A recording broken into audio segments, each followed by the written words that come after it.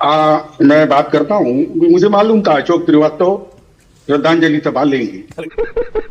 इससे क्या होगा, 2029 में कांग्रेस करीबन प्राइम मिनिस्टर बनने के लिए राहुल गांधी आ रहे हैं। डिप्रेशन बादशाह ठाकरे देखते होंगे स्वर्ग से तो क्या सोचते, माथा पीटा ऐसा। और ये भी नहीं सोचा था कभी किशोर तिवारी और सैयद जवाद एक ही प्लेटफॉर्म पर एक दूसरे को डिफेंड कर रहे होंगे। गवर्नमेंट ने पानी के जगह पे सफेद गोटे देने का ऐलान कर दिया है, तो 3 आपके पास आ जाएंगे।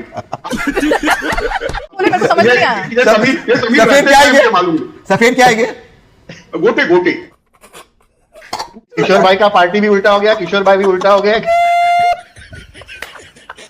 कि मुद्दतों हमने एक तरफा मोहब्बत निभाई है।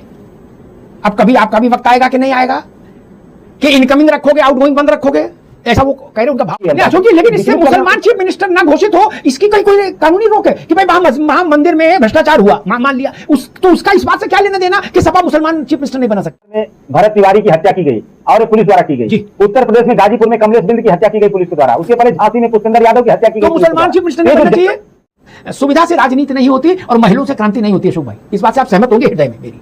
महिलाओं ने कभी क्रांति को नहीं जना, महिलाओं की कोख से क्रांति जन्म नहीं लेती।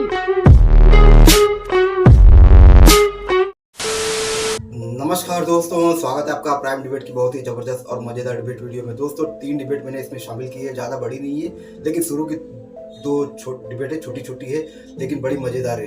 दोस्तों आपको पता ही होगा कि शिवसेना के जो सांसद बागी हुए थे वो अब खुलकर सामने आए हैं, क्योंकि संजय राउत ने खुले माइक पर उनको गालियां दी। तो दोस्तों ये जो बाकी सांसद थे ये भड़क गए और इन्होंने खुल के सामने आए और ये दोस्तों सभी 6 सांसद ओरिजिनल शिवसेना में शामिल हो गए। तो दोस्तों इस पर ये डिबेट हो रही है, जो शुरू की 2 डिबेट है। तो दोस्तों आपको तो पता है ये जब 3 मिलते हैं तो डिबेट में गजब भी हो जाता है। एक अशोक श्रीवास्तव जी, दूसरे शहजाद पूनावाला जी और तीसरे किशोर तिवारी जी। तो दोस्तों शुरू की 2 डिबेट देखिए, यही तीनों आप पहले की डिबेट में ये दोनों और तीसरे डिबेट में किशोर तिवारी जी गजब ही कर डालते हैं। दोस्तों ऐसी बातें बोल देते हैं उसमें कि क्या कहना है, क्योंकि सिर्फ जो मेल बैठे रहते हैं, पुरुष जो बैठे रहते हैं वही समझ पाते हैं, जो एंकर फीमेल है वो कुछ समझ ही नहीं पाती है, बात ही ऐसी रहती है। तो दोस्तों मजेदार हिस्सा है वो, आप मिस मत कीजिएगा। तो दूसरा दोस्तों, उत्तर प्रदेश में विधानसभा चुनाव आने वाले हैं, आपको पता है 2027 में। तो दोस्तों अब जो 7% यादव हैं और 22% मुस्लिम है। तो दोस्तों इस डिबेट में जो आए हैं मौलाना, उनका कहना ये है कि 7% यादव और हमारा हिस्सा है 22%। हमारा हिस्सा हमको कभी मिला ही नहीं, हमको नेगलेक्ट किया गया है। हम हमेशा समाजवादी पार्टी को भरपूर वोट देते हैं, इनके परिवार को सांसद, विधायक, नेता बना रहे हैं, मुख्यमंत्री बना रहे हैं, लेकिन हमारे किसी मुसलमान का कोई भला नहीं हो रहा, हमें कोई पद नहीं मिल रहा, हमें हमारी समाज की कोई बढ़ोतरी नहीं हो रही। तो दोस्तों अब मौलाना रिजवी जो है उनका कहना ये है कि हमें अब कोई मुसलमान चेहरा चाहिए जो मुख्यमंत्री बने आने वाले विधानसभा चुनाव में जीत के बाद। वैसे तो जीत तो होने वाली नहीं, लेकिन मौलाना रिजवी को कोई मुसलमान चेहरा चाहिए। दोस्तों इसी पर डिबेट है ये। अमिताभ अग्निहोत्री जो अशोक यादव समाजवादी पार्टी के प्रवक्ता हैं, उनसे यही सवाल पूछ रहे हैं कि आप मुस्लिम चेहरा लाओगे मुख्यमंत्री के लिए। तो दोस्तों ये जलेबी बनाना शुरू करते हैं, यहाँ वहाँ 50 मुद्दे गिना डालते हैं, लेकिन ये इस बात पर बात नहीं करते। तब दोस्तों अमिताभ अग्निहोत्री जी कहती हैं कि कुटाई लगाते हैं, वो देखकर आपको मजा आ जाएगा, क्योंकि हर कुटाई का स्वाद जो होता है वो अलग ही होता है, जैसा टॉपिक वैसी कुटाई। तो दोस्तों कुल मिलाकर तीनों डिबेट इंटरेस्टिंग है, पूरा देखिए, आपको आनंद भरपूर आने वाला है। तो चलिए शुरू करते हैं ये डिबेट वीडियो। Let's start. ये टीवी वाले भाई कैमरा ईश्वर कर दो तुम। किशोर तिवारी जी आज दुखी हैं, गुस्से में हैं, पार्टी का एक और बंटवारा हो गया और 6 सांसदों ने आज खुलकर ऐलान कर दिया। बड़ी दिलचस्प बात यह है कि उन्होंने कहा उद्धव जी से हमारी नाराजगी नहीं है। उन्होंने संजय राउत का नाम लिया, साथ साथ उन्होंने साफ तौर पर कहा कि हमें जिस तरह से अपमानित किया जा रहा था, जो कार्यशैली थी, उसके कारण हम जा रहे हैं। मैं बात करता हूँ। मुझे मालूम था अशोक श्रीवास्तव श्रद्धांजलि सभा लेंगे, मुझे मालूम था। तो अशोक श्रीवास्तव आपने बोला सिद्धांतों के लिए, सेकुलरिज्म लिया, इसलिए ये सब नहीं हुआ था। पहली बार भी हमारे गौतम भाई के कृपा से हुआ था। अभी भी जो हुआ है वो सत्ता बल से ही हुआ है, मैं बता रहा हूं। और ये पूरी स्प्लिट इंजीनियर्ड की थी, जिसको कल प्रमाणित किया अमित शाह जी। और बीजेपी रीजनल पार्टियों को ऐसा कट टू साइज कर कांग्रेस को बढ़ावा दे रही है। इससे क्या होगा, 2029 में कांग्रेस करीबन प्राइम मिनिस्टर बनने के लिए राहुल गांधी आ रहे हैं। डिप्रेशन, मैं डिप्रेशन में रहता हूँ हमेशा, अब भी मैं डिप्रेशन में हूँ क्योंकि इनकम में से इनको खा जाएगी। हाँ, मैं आश्चर्य लग रहा। हाँ, ये हमारा शहजाद पूनावाला बीच में नहीं बोला, क्योंकि इसको बीजेपी का फिशर हो चुका है, ये बीच बीच में बहुत बोलता है। हाँ, मैं इसका इलाज करना चाहता हूं तो इलाज करता नहीं है। मैंने कई बार कहा उसको कि मुसलमानों का भविष्य बीजेपी में नहीं है, तो ये सुनता नहीं है। हाँ, मुझे बहुत प्यारा लगता है, इसे मैं बहुत प्यार करता हूं, लेकिन है ना, ये गलत पार्टी में जाके बैठा है। ये पार्टी डूबने वाली है। आपने एक बात इंटरेस्टिंग कही कि बीजेपी में मुसलमानों का भविष्य नहीं है, तो शायद अब मुसलमानों का भविष्य जो है वो उद्धव ठाकरे जी की पार्टी में है। तो आपको जो है किशोर जी ने कहा कि मुसलमानों का भविष्य, क्योंकि उद्धव ठाकरे की पार्टी अब सिर्फ मुस्लिम वोट बैंक पर जीतती है, तो इसलिए जो है शहजाद जी आपको भी एक तरह का ऑफर दिया। शहजाद मैं पूनावाला, इसी बात से शुरू करता हूं कि दोगे बाबा साहेब के सिद्धांतों को तिलांजलि, राम राम छोड़कर बोलोगे अली अली, पार्टी की हो जाएगी श्रद्धांजलि, अब घूमते हैं ये गली गली। यही हो गया। यूबीटी अब बन चुकी उद्धव भाईजान की तंजीम। ये तंजीम जब से बनी तो शिवसेना ने स्प्लिट सेना बन गई, और हम यही तो कह रहे हैं। देखिए, किशोर तिवारी और उद्धव सेना जो यूबीटी सेना से फिर बन गई है सोनिया सेना, ये फर्स्ट केस ऑफ सियासी धर्मांतरण है। चावल की थैली के साथ तो धर्मांतरण हमने देखा है, पर कैसे सीएम पोस्ट के लालच में एक आदमी अपने विचारों की तिलांजलि देकर किस प्रकार से सियासी धर्मांतरण करता है। बताइए कि सावरकर जी को छोड़ा, मंदिर को छोड़ा, हिंदुत्व को छोड़ा, और कांग्रेस मुस्लिम लीग को पकड़ा, टीएमसी को पकड़ा। तो अब बताइए, तो ये तो होना ही था। अच्छा, दूसरा भी इसमें फैक्टर है, संजय राउत की गाली गलौज तो है ही, पर जो मैं हमेशा बोलता हूं कि सनराइज के चक्कर में सनसेट। यहां पे आदित्य सन को राइज कराना था, तो वहां पे पार्टी का आदित्य जो वो है खत्म हो गया। एनसीपी शरद पवार भी उसी प्रकार से, डीएमके भी उसी प्रकार से, आरजेडी भी उसी प्रकार से, और कांग्रेस में तो सनराइज के चक्कर में सनसेट हो ही रहा है। और आखिरी बात मैं पूछना चाहता हूं कि ये सभी लोग दलाल गद्दार, आदित्य जी से पूछना चाहता हूं, अगर ये दलाल गद्दार और बिकाऊ थे तो इनको टिकट क्यों दिया? बहुत नीचा आदमी। एक बात बाला साहेब ठाकरे जी ने कही थी कि मैं अपनी दुकान बंद कर दूंगा, पर कभी उसका कांग्रेसीकरण नहीं होने दूंगा। आज कांग्रेस के रूप में उद्धव सेना बन गई है, इसीलिए लोग छोड़ छोड़ के जा रहे हैं।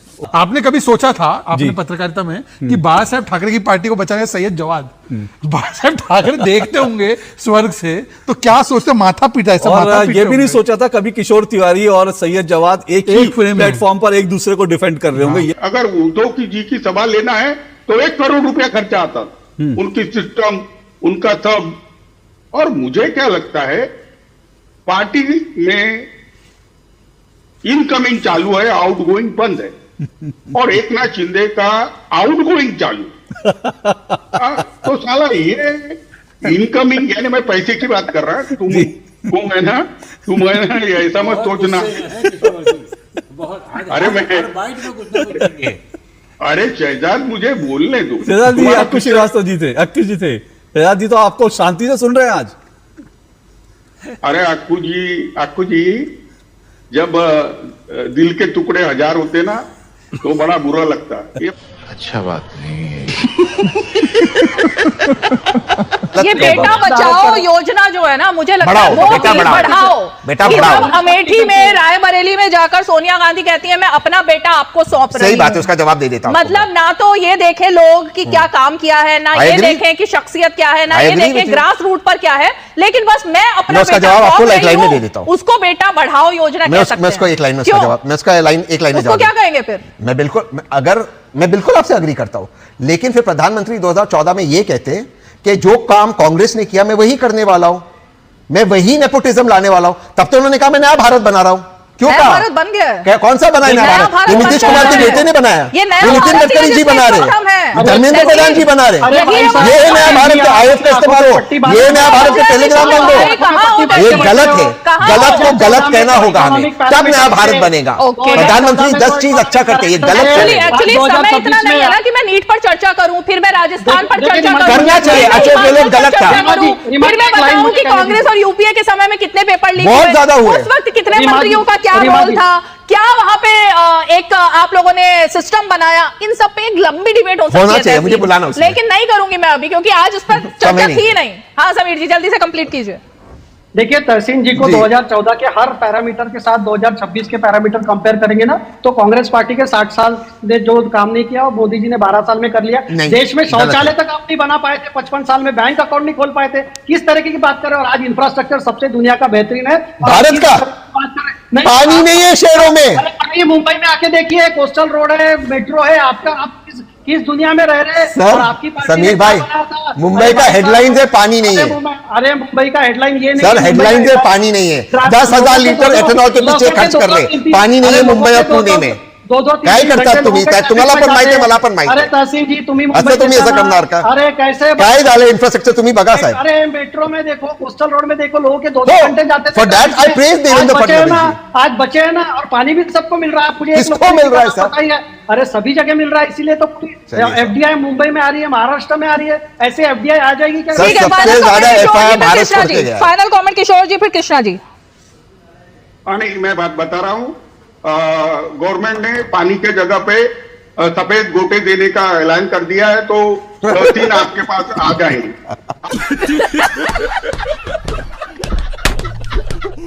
आपके पास सफेद गोटे आ जाएंगे। हाँ, तो क्या बोले, मेरे को समझ नहीं आया। ये समीर सफेद क्या है मालूम? सफेद क्या है? गोटे गोटे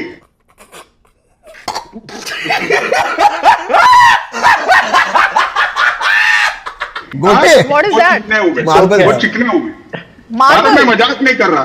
सरकार ने इंपोज करने का डिसाइड किया है, क्योंकि पानी नहीं है, ये सत्य है। मेरी बहन मेरे पास आई है, वो कह रही है कि 4-5 दिन से नहाई नहीं हो। तो ये क्यों रूमर फैलाते हैं सर? मतलब क्यों रूमर फैला रहे हो किशोर तिवारी जी? क्यों रूमर फैला रहे हो भैया चैनल पे बैठ के? गजब है किशोर जी। किशोर भाई का कैमरा ही उल्टा उल्टा। आप तो नहा लिए। अरे भाई मैं बता रहा हूँ। अरे बहन ने क्या कहा नहीं पता, आप नहाए हो या नहीं किशोर जी? चमक रहे हो आप तो चेहरे से। फिर क्रीम लगा रखी है कोई चेहरे पर? किशोर जी लग नहीं रहा नहाए नहीं हो आप। किशोर जी पार्टी का फाउंडेशन टूट गया, लेकिन टीवी पे फाउंडेशन कृष्णा जी बोलिए भाई, ये फिर चमक किस चीज की है चेहरे पर भाई? फाउंडेशन। किशोर भाई का पार्टी भी उल्टा हो गया, किशोर भाई भी उल्टा हो गया।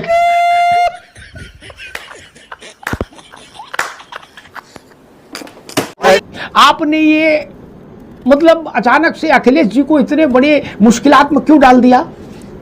अब उधर जाए तो कुआं और इधर जाए तो खाई।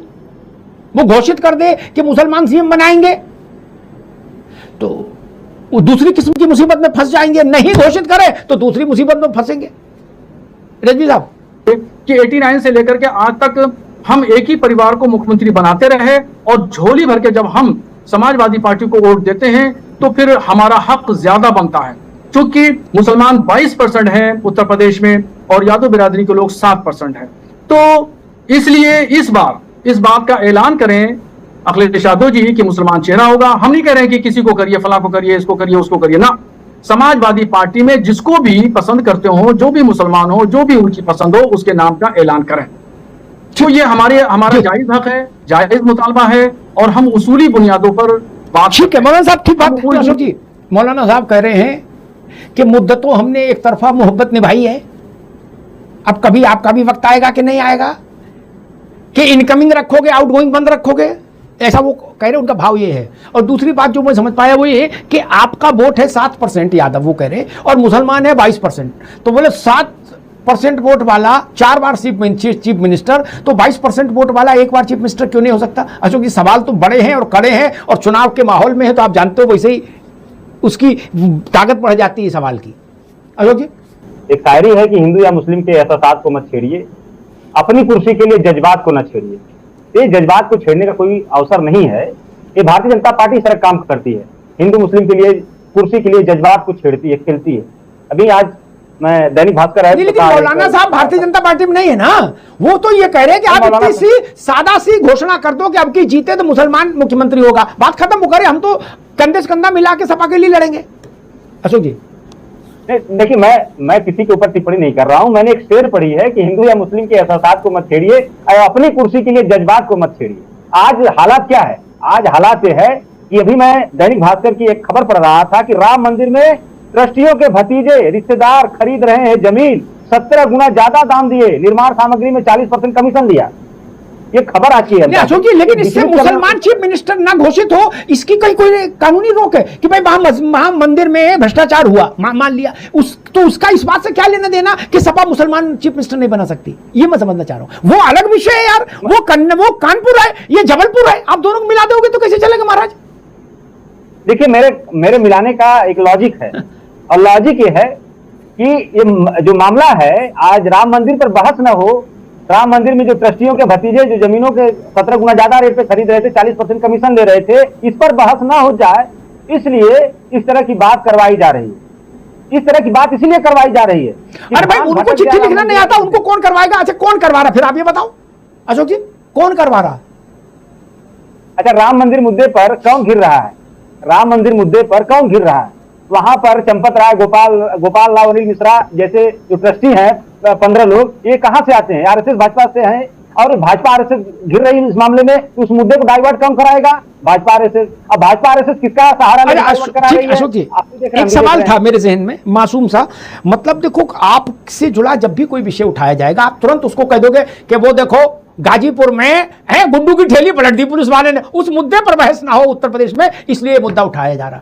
तो ये तो फिर कभी भी आप पर कोई सवाल नहीं उठ पाएगा। इसलिए मतलब उनको भी छूट होनी चाहिए। जब चुनाव होना है 8 महीने बाद, तो वो चिट्ठी कब लिखेंगे?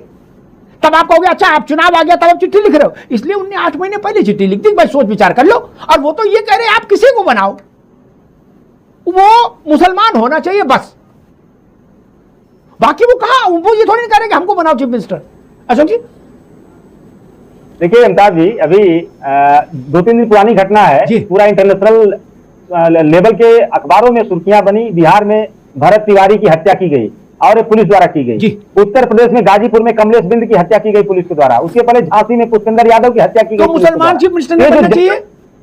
चूंकि कमलेश, क्योंकि बिंद की हत्या हो गई इसलिए मुसलमान चीफ मिनिस्टर नहीं बनना चाहिए, ऐसी बात कह रहे हैं आप? हत्या से मुसलमान के प्रतिनिधित्व का क्या लेना देना मेरे भाई? हत्या अलग विषय है, मुख्यमंत्री बने, इसमें आपको एक से अशोक भाई, एक मिनट 1 सेकंड लगना है अखिलेश जी को, कितना घड़ी देखकर 30 सेकंड लगना है। एएनआई की माइक पर उनको इतना कहना है, मैं घोषणा करता हूं कि अगर समाजवादी पार्टी को बहुमत मिला तो हमारा मुख्यमंत्री मुसलमान होगा। बस काम खत्म। उसके बाद वो तुरंत बिंद के घर निकल जाए अखिलेश जी, आपको भी साथ ले जाएं, और वहां से लौटते हुए पवन पांडे को लेकर अयोध्या में अनशन करें। हम साथ हैं क्या? किसी की चीज को ना छोड़ो। अयोध्या में 50,000 आदमी ले जाओ, सरयू गुप्तार घाट पर अनशन शुरू करो, हम साथ हैं, चलो। लेकिन इसमें तो कितना टाइम लगना कि मुसलमान चीफ मिनिस्टर होगा, ये बोल दो, मौलाना साहब की भी बात रह जाए, ये मैं कह रहा हूं अशोक जी। देखिए ऐसा है कि आज के जनरल डायर पर बहस न हो। आज के जनरल डायर 13 अप्रैल 1919 में जलियांवाला बाग में जनरल डायर ने घेर के गोलियां चलवाया था, और आज की जनरल डायर भाजपा है, और उस जनरल डायर को कहा जाता था बूचर ऑफ अमृतसर। आज जो भाजपा को कहा जा रहा है बूचर ऑफ छात्र नौजवान, बूचर ऑफ श्री राम मंदिर। तो आज का जो बूचर है उस पर बात न हो जाए, इसलिए इस टाइप के लोगों को भाजपा लगाती है कि जाइए आप इस तरह का नैरेटिव सेट करिए, ताकि हमारे ऊपर बात न हो, बात चला जाए उधर। ठीक है अशोक, ठीक है कि मुझे तो ये समझ ही नहीं आ रहा कि सपा कहाँ व्यस्त है, कौन जिन मुद्दों को अशोक भाई गिनाते हैं हमारे शो में, अगर पार्टी इन्हीं की बात सुन ले तो भी इन मुद्दों के लिए लड़ती दिखे कहीं, सिवाय फेसबुक और एक्स के अलावा कहां संघर्ष कर रहे हो? हमको ये बता दो कि अभी हम व्यस्त हैं, अभी हम मौलाना साहब की बात पर जवाब नहीं देंगे। क्यों? बोले हम व्यस्त हैं, हम जनरल डायर से लड़ रहे हैं। आप कहां आमरण अनशन कर रहे हो? कहां 1-2 लाख आदमी ने जेल भर दी? कहां अनशन करके बैठ गए? कहां बोरा बिछा दिया, बोले प्राण दे देंगे लेकिन यहां से नहीं हटे? कौन सा संघर्ष कर रहे हो बताओ भाई? क्या सपा कहीं संघर्ष कर रही है सिवाय तंज वाले और जो तुकबंदी वाले 2-4 दिन में 4-6 लाइनें डालने के अलावा क्या संघर्ष कर रहे हो आप? उनसे क्रांति होगी? फेसबुक वाली क्रांति करना चाहते हो क्या महाराज? तो आपसे तो वो कॉकरोच वाले लड़के थे, फिर आप क्या करोगे? ये बात मैं आपकी मान लेता अशोक भाई, अगर मैं ये देखता कि 10 लाख लोगों के साथ अखिलेश जी ने जेल भर दी उत्तर प्रदेश के अयोध्या के मसले पर, तो मैं कहता मौलाना साहब अभी रुको, अभी वो बड़ी लड़ाई में है, अभी बात नहीं करें। क्या हमें तो सब एज यूजुअल चलते दिख रहा है, वैसे ही सोना, वैसे ही जगना, वैसे ही खाना, वैसे ही नहाना, दिनचर्या में कोई अंतर होता? आप बता दो कि अमिताभ जी टाइम कहां है? आपको लग रहा है अयोध्या बड़ा इशू है ना अशोक भाई?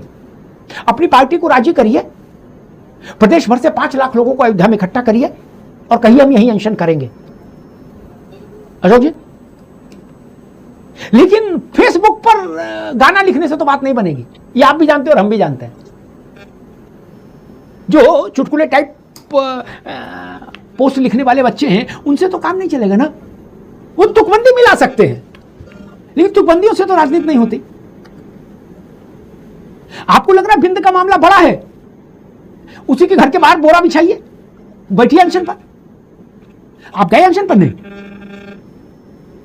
बड़े सवाल है। सुविधा से राजनीति नहीं होती और महलों से क्रांति नहीं होती। अशोक भाई, इस बात से आप सहमत होंगे हृदय में मेरी। महलों ने कभी क्रांति को नहीं जना। महिलों की कोख से क्रांति जन्म नहीं लेती।